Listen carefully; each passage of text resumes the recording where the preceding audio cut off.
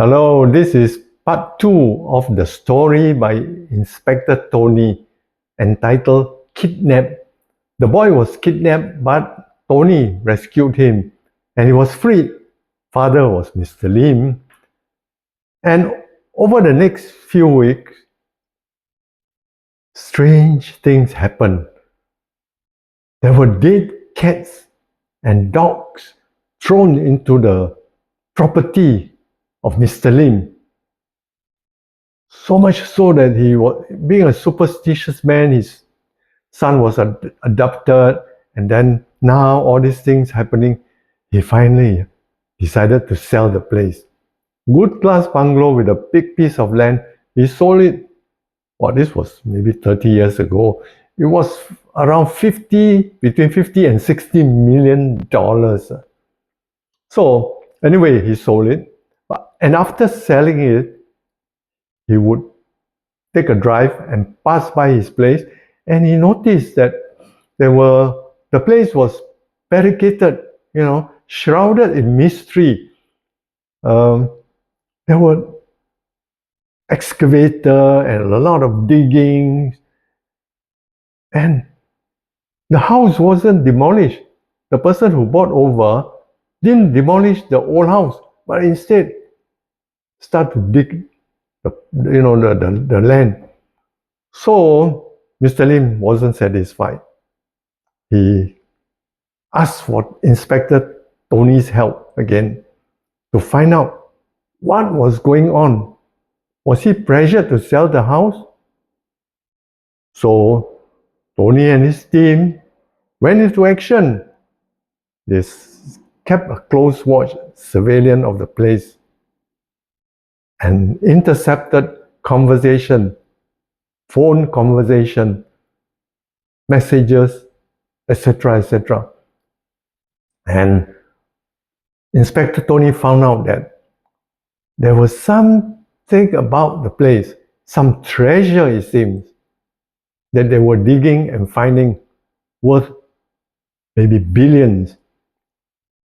So they kept the place under surveillance, and Tony and his team jotted down all the information and then found out that they have actually discovered this loot or a treasure called Yamashita's treasure. Part of it was buried in the ground, belongs to the Mr. Lim.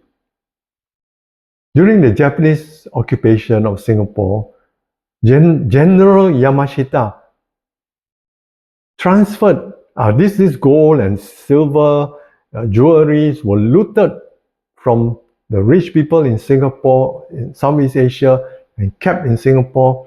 Gold bars also, mind you, billions of dollars, and a lot of them were transferred to the Philippines.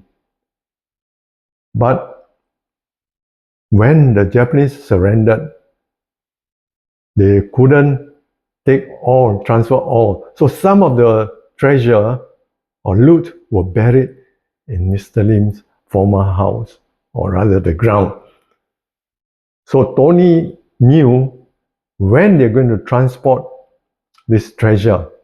They are supposed to take this treasure and then bring it to Seletar Airport, and there would be an aircraft waiting for them for the treasure, and will pick up this treasure and syndicate the people, and then the plane will fly to Okinawa. From there, they will distribute the gold, maybe to the Japanese government, or I don't want to say that, but anyway, that one night, they organized the transfer of this gold. So there were a few cars and vans, and they carried this heavy load of gold, silver, treasures, loot, everything, and they drove off.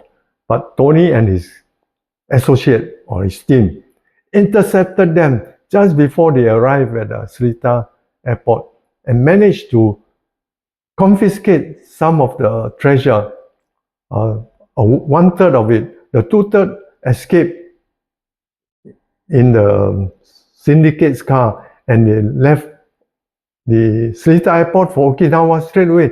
But the last one, the van, contained about $100 billion worth of treasure.